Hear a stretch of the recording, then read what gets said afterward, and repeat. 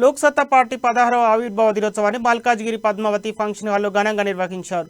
ఈ కార్యక్రమానికి ముఖ్య అతిథిగా లోక్సత్తా పార్టీ వ్యవస్థాపక అధ్యక్షుడు జయప్రకాష్ నారాయణ హాజరయ్యారు. గాంధీ జయంతి సందర్భంగా ముందు జయప్రకాష్ నారాయణ గాంధీ విగ్రహానికి పూలమాల వేసి నివాళులర్పించారు. అనంతరం పార్టీ నాయకులు కార్యకర్తలతో సమావేశం నిర్వహించారు. ఈ సందర్భంగా నేటి రాజకీయ పరిస్థితులు ప్రజలకు ఏ విధమైన సేవలు అందించాలనే విషయంపై పార్టీ నాయకులు కార్యకర్తలు దిశానిర్దేశం చేసినట్లు ఆయన తెలిపారు. గాంధీజీని మనం నిరంతరం గుర్తుంచుకోవాల్సింది స్వతంత్రం తెచ్చారని కాదు, బహుశా ఆయన లేకున్నా స్వతంత్రం వచ్చేది. ఎందుకంటే మారుతున్న ప్రపంచ పరిస్థితుల్లో తెల్లవాడు పారిపోవటం ఖాయం ఎప్పుడోకప్పుడు. ఆ మాట ఆయన ఎప్పుడో చెప్పారు. 1915లో మహాత్మా గాంధీ బెనారస్ హిందూ విశ్వవిద్యాలయ ప్రారంభోత్సవ సందర్భంలో మాట్లాడుతూ, తెల్లవాడు పోవడం ఖాయం, విసిగిపోయి పోవచ్చు, అలసిపోయి పోవచ్చు,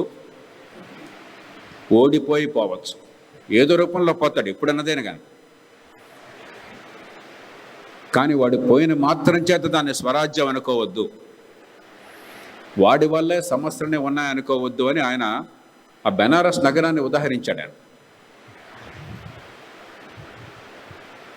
కాశీ నగరాన్ని చూపెడుతూ, ఈవేళ కాస్త బాగు చేస్తారు ప్రధానమంత్రి నియోజకవర్గం కాబట్టి, వారి రాజకీయ ఎజెండాకు అనుగుణంగా ఉంది కాబట్టి కొంత బాగు చేస్తుండొచ్చు. నేను మధ్యకాలంలో వెళ్ళదు కానీ వెళ్ళినవాడు చెప్తున్నారు బెనారస్ పూర్వంలా కాదు, కొంచెం బాగుందని చెప్పాను. కానీ ఈ మధ్యకాలం దాకా మురికి కోపంలాగా ఉండేది, ఇరుకు సందులతో ఉండేది, పరమ చండాలంగా ఉండేది. ఆయన అన్నాడు, తెల్లవాడి వల్ల వచ్చిందా ఇదంతా? వాడి పోతే ఇది మారిపోతుందా?